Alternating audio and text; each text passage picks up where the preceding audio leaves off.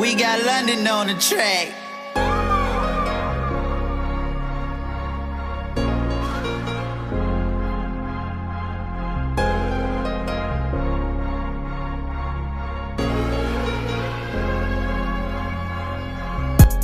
R&R Sports Podcast here, the podcast where we discuss and highlight issues in sports that intersect with the culture and society.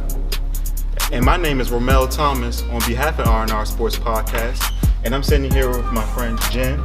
She's actually a boxer advisor for my other friend, Lefty Gunz, and he's undefeated right now. And my special co-host, Bryce Tillwood. All right, so let's get right into it. Mathew, what would you say started you into boxing? Let's get to the origins. What was the first thing that got you involved in the boxing game? Well, that started me with the boxing was actually my older brother. He got 6 years on me, so he started at the age of 9. I was 3. You know, he would come to the crib every day, my house, and show me things he was learning in the gym. You know, we would spar a little bit.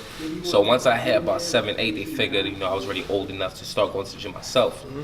So at 8 years old, I walked to the gym for the first time, and I started sparring right away because I already knew the basics. I already knew how to stand. I already knew how to throw combinations. So my first day in the gym, I wasn't an average kid. Right. I wasn't going in the mirror and learn how to jab. Nah, it was, first day of the gym. You going in there with the toughest kid. So that's where I come from. Things like that. Nice. So within this podcast, we discuss social issues that impact families and individuals within sports. So social interaction theory, I think this applies to what we're going to discuss. Did people pretty much try to challenge you as a kid growing up because they knew you was able to box, or? Well, actually, I'm a different type of person. Like I never had social media my life growing up, so people didn't really know what I did. I'm a quiet individual, humble individual. I speak when spoken to. So I wouldn't tell people I box. I wouldn't do none of that. I would just keep things to myself. Go to school, do what I had to do, go home, go to the gym. So people wouldn't challenge me because they didn't really know what I did. Only close friends knew what I did, and they wouldn't let it be out there like that. Nice. Now let's fast forward just a bit.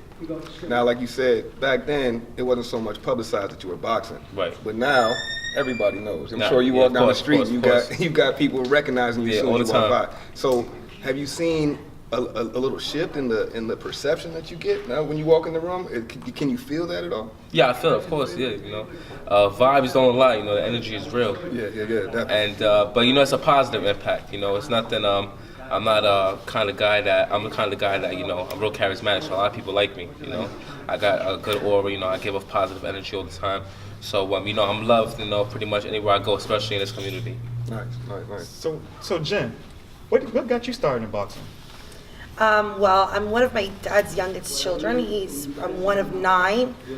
My dad's 81 years old. He has over 65 years in boxing. And I kind of just continue his legacy. My uncles box, my grandfather boxed, my brothers box. I even boxed at a very young age. Unfortunately, I tell people that when I boxed in the gym, girls were not allowed to box in amateur boxing. Girls in Florida weren't able to box in 1996. I was already 16 years old by that time. So all the boxing I ever did was just in the gym. I used to go to tournaments, and I just never thought it was weird that girls weren't allowed to participate. You just knew your place at that time in that era. And it's not even that long ago. We're talking about still mid to late 90s, and these things were still existing. So that's how I got into boxing. My dad always owned a gym all his life. And we decided that when we came to Ridgewood Kings, that we'll open up a gym together as father and daughter. That is so amazing.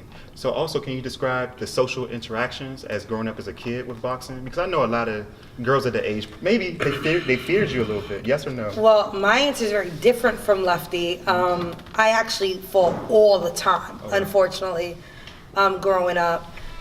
In my sense, where I came from, I lived in a town in the South that there wasn't really a Hispanic community. So it was either you were black or you were white. That was where I grew up at. So I had to identify myself with certain groups, and sometimes you just wouldn't fit in. Because I'm light-skinned, but I'm not white enough to hang out with the white crew, or I'm Latina, so I'm not as down, with my brothers and sisters, although we're all brothers and sisters. And I actually got tested all the time. I think I've been fighting and defending myself. I even got cuts in my hands. I think I was 6 years old, all the way until I got to college. And as far as a social issue with this, how do you think we can end that problem?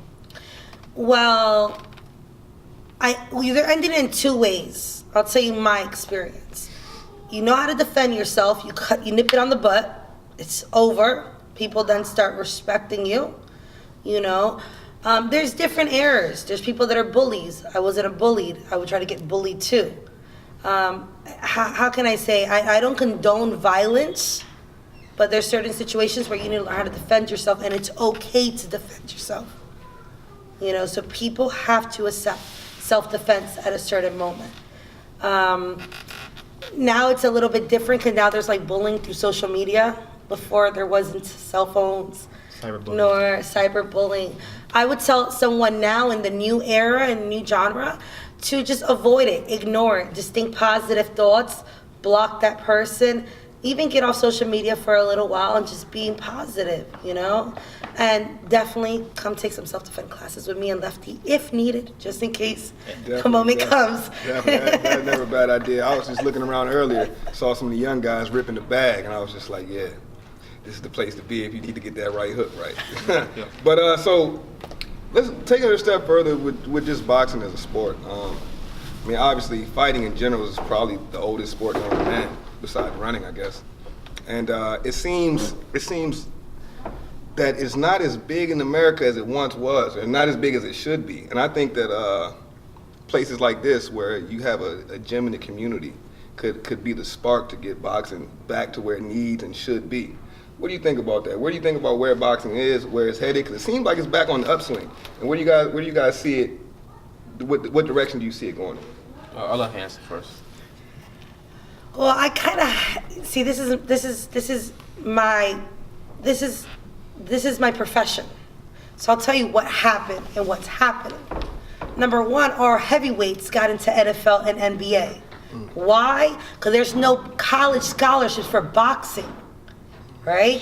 So in order to fix that, we need to work with the educational system, and we got to go hand to hand and recognize that this is a sport that's in the Olympics. So if I got a young kid that could be an NFL player, NBA player, and boxers, which I've seen guys in my dad's gym that could do all three sports, Division I, he shouldn't have to choose football because he can get a full ride when he liked boxing better. So that's what's happening with our boxing dying out after they turn 16. This is why it's going like that. So there needs to be a lot of behind the scenes, scholarships needs to be offered to these guys. Here's another thing. If this young man turns pro, he can't go to the Olympics. But yet you got NBA players in the Olympics. Right? They could be making millions of dollars and go represent the country, but if he takes a pro fight to make $2,000 because he needs to eat, he can't go to the Olympics. And this is why the sport is dying. So what happened is, instead of them continuing to stay in amateurs and to better themselves in the sports, they prematurely turned pro and their careers finished very early in. And that's why you have Europeans that are taking over. Why? People like Lomachenko, people like Rigondeaux, right? Their profession was to be amateur boxers. They were getting checks and get military status as being a boxer. You imagine the United States will recognize those two young boys and be like, hey, you know what your job and career is gonna be? You're gonna be an amateur boxer for United States, and we're gonna pay your rent, we're gonna pay your education, you're gonna eat. What do you think those boys are gonna do? They're gonna be in that gym every single day, all day, being the best that they can be in the sport. Exactly. So that's what's happening in the USA with our boxers. They don't have no sport. They don't have no support after a certain age. They're breeded amateur, but then when they're hit at the ages of 18, right, and you got to choose your path of where to go, they have to leave boxing if they want to go to college. They have to leave it. Or if schooling's not for them, they have to leave amateur boxing and turn to pro to eat. And it was too prematurely. And that's what's going on. Heading forward, I think it's still declining. And that's why you have Anthony Joshua, Lomachenko, Golovkin are coming into the USA and are blowing up. if something is not done now, like harvesting the program that I have here, which is that people are recognizing these young boys and start saying, hey, Jenny, let's get these kids some college scholarships, but let's keep them boxing. Give them other options that still keep them in boxing. It's going to get worse. I don't think it's going to get better. There has to be a reality check, and they have to recognize the type of programs that we have. Will this be funded from the state or more so a federal type of level? I don't care who funds it. It could be a private person who funds it. Somebody has to recognize what's going on. Whether it's a private investor, right? Whether it's the state, because the state is paying for other things. Let's pay for boxing classes within the school. There's just, like I said, you could use boxing as a metaphor. People don't have to be a pro boxers. Use boxing as you're overcoming challenges, building self-confidence, you're learning self-defense. How can you teach students to be leaders, but when they're scared to be around a group of people, or they go around a different social economics group and they have no self-confidence? I don't care how much education you have. If you don't got confidence, you're not gonna get anywhere. And this is very excellent that you said this, because we actually had the chance to interview some members of this gym, which are at the youth age, and check out what they had to say. The reason why I started boxing at IBF Club, it was because it was a nearby gym, and I was getting chubby since I quit karate. And then I was like I think I was like 5'6", 5'5", 130 pounds. So I was pretty fat. So I came over here to lose some weight, and then I just fell in love with boxing. Well, the reason I started boxing at IBF Club is I was overweight all my life. So I started playing other sports, but I just didn't like it enough. So I wanted to start boxing, and then I told my dad about it. And a year later, he took me here, and then I fell in love. The reason why I continue boxing is because I always like to fight. Like I said before, I did karate, so I was into fighting. But boxing was something different. Like, it worked in real life, and also I enjoyed it because it was a hard sport, and not just anybody could do it. You have to discipline yourself, and once you really discipline and dedicate yourself, you become one of the best. Hard work does pay off. That's why I like boxing. That's why I want to continue to be the best. I like boxing because ever since I came here, it's shown me an improvement in my life, overall. And I just came here, like I said before, I fell in love. And I just keep wanting to go further and farther. Boxing disciplines your thinking. It's a thinking, because boxing is a mental sport. It's 90% mental, 10% physical. That's one of the first things the head coach, Victor, told me. And it's true, because let's say you couldn't wait for your fight and you want to eat that last piece of cake, you can't, because it's that discipline to make weight. Or let's say you play another sport like basketball or something. You realize you have a lot more stamina because of those miles you put in on that road work. And you're like, damn, I could run back and forth 10 times faster than all my other family and friends can. So it's just good. It helps out in so many different ways, physically and mentally.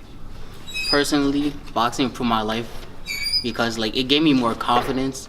And I mean what I say now. Before I was just talking just to talk, now I actually mean what I say.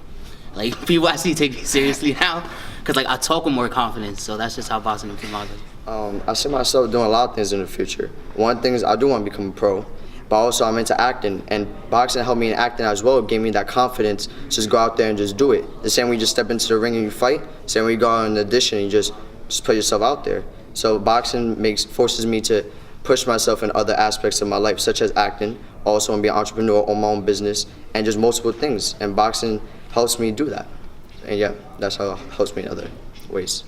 I see boxing is my future because I love it, and I don't see no other thing than this now. This is my complete life now, and I don't see anything else. Thanks to Tyler and Jalen for that. So, Jen, you brought up a great point in the metaphor of boxing. To me, that's kind of what Tyler and Jalen were getting at, what boxing is to them. Lefty, what would you say your metaphor of boxing, or in other words, what is it to you? What does it represent to you?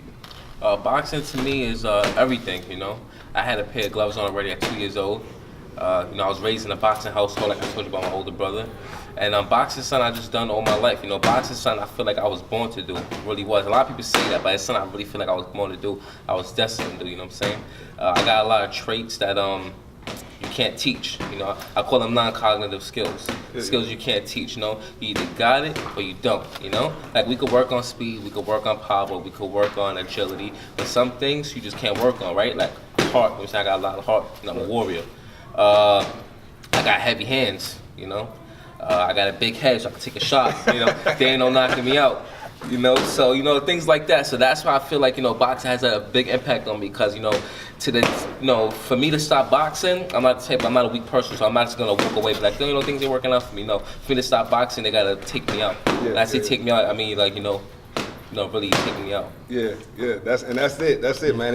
You can't teach gifts. You either got the gift or you don't. Yep. And it seemed like you have a good support foundation with you. Can you explain you and Jen's relationship? Yeah, me and her relationship is, it started off, actually she was helping me lose some weight for an upcoming amateur fight I had. Then we ended up getting romantically together.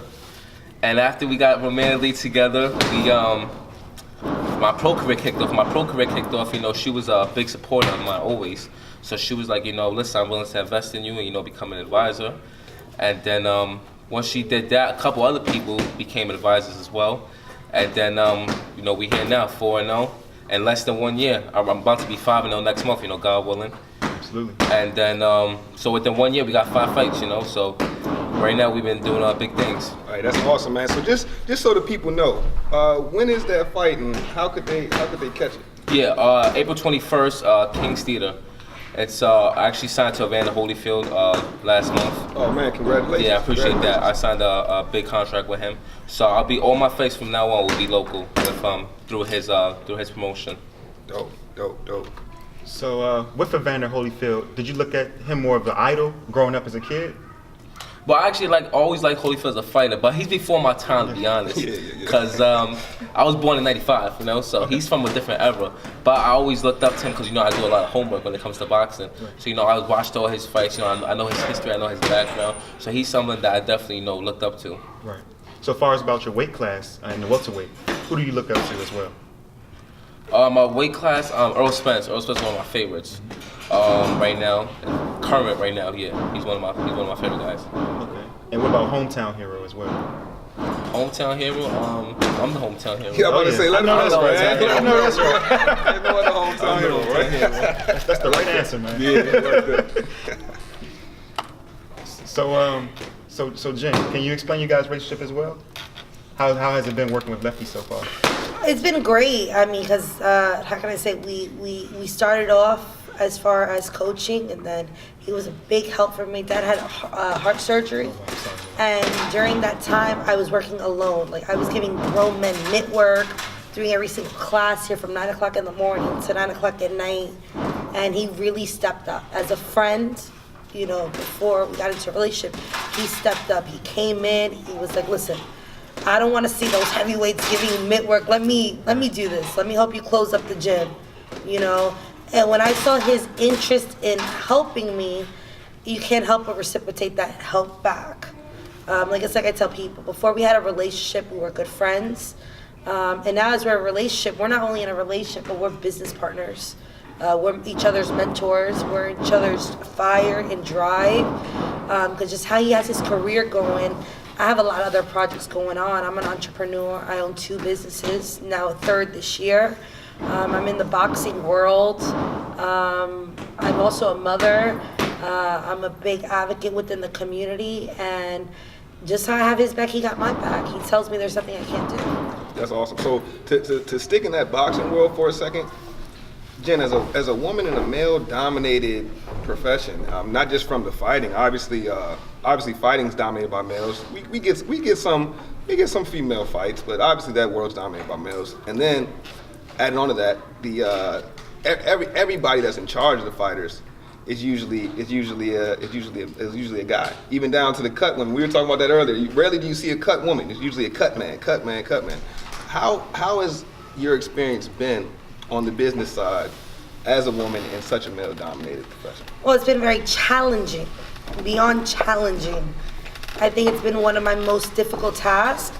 But it's like I said, I've been having difficult times from social acceptance in small towns. I've always been around men. I grew up in a boxing gym. I got 6 brothers, so I don't fear male. And male, when they want to intimidate you, because they're very intimidating in the sport, they feel like I'm out of place. And when you first come into this business, and remember, we're from Florida, so not only did I just get into a male business, but I'm also in a whole nother state where they don't know us or know me or know my affiliation with boxing. You get tested all the time. I mean, what I do is I just shut them down. And I shut them down by my business orientation, my students, my prospects that I breeded, because I taught those kids their first job, with my spouse, who's gonna be the next upcoming, which is prospects, with the woman on his side. I've dominated the amateur circuit. I've been an amateur coach here now for 6 years. I became an official when they said I couldn't become an official. You know, I'm now working second in the corner, and I'm going to become a cut woman. And later on, I even want to become a pro referee and go to WBC ref camps. There's something that I feel that I cannot do, because in my eyes, I don't look at it like you're a male and I'm a female. We're humans who can do it better, and it's usually me. And would you say that the way that you carry yourself in what you just explained, would you say that that's a direct result of boxing being in your life from early age? Yes. My confidence come completely from being in the boxing world. It's like I said to yourself, if you don't fear another physical being could hurt you, then you can conquer anything else. Because it's mental. This is a mental practice, and my mental is very high. But in a male sport, it also has been not too good for me also to be overconfident. Because then you make certain men feel a certain type of way about themselves. And I sometimes have to tone it down a little bit and be very girly. Anybody who knows me know I do mitt work with long nails, red lipstick, you know, and I sometimes put that feminine touch so they're not too intimidated by me. You know, because being over-intimidating as a female could backlash at you as well, which is sad that I gotta take down a few notches to get accepted in, but that's just the raw life, you know. All right, okay, nice. So one more question, and we'll get to wrapping it up. Lefty, as far as the future, man, and obviously the future, that can span however long, you know, that can span forever. But your future, man, and not necessarily, I don't want you to say, I see myself here, but maybe more of what do you want for yourself in the boxing, you know? Or where would you say boxing for me is gonna take me here? And where's that here point that it's gonna take you to? Well, boxing for me, I feel is gonna, create the pathway for me and my family for a better life. You know, for a better life. And I don't want to make it seem like I come from a broken home or I come from a poor family and not like that, but just for a better life, you know? Right. Not for an average life, for a great life, you know? Right. For you wake up, no worries, no concerns, you know? You got money in the account, nice house, don't gotta worry about nothing. And just, a good life and have an impact on the sport forever that, my name will be remembered forever. R&R Sports Podcast, Mathew Lefty Gonzalez. Can't wait to see what you have in store for the future, man. I know it's big things ahead of you. Yeah, definitely. And once again, be sure to check out his fight, April 21st, King's Theater. Mathew, can you state your record one more time? 4-0, 3 knockouts. Say it louder, man. 4-0, 3 knockouts. And I'm Romel Thomas on behalf of R&R Sports Podcast. We're closing out. My friend Jen, Mathew Gunz, Bryce Tidwell. Thanks for joining. Tune in to more episodes.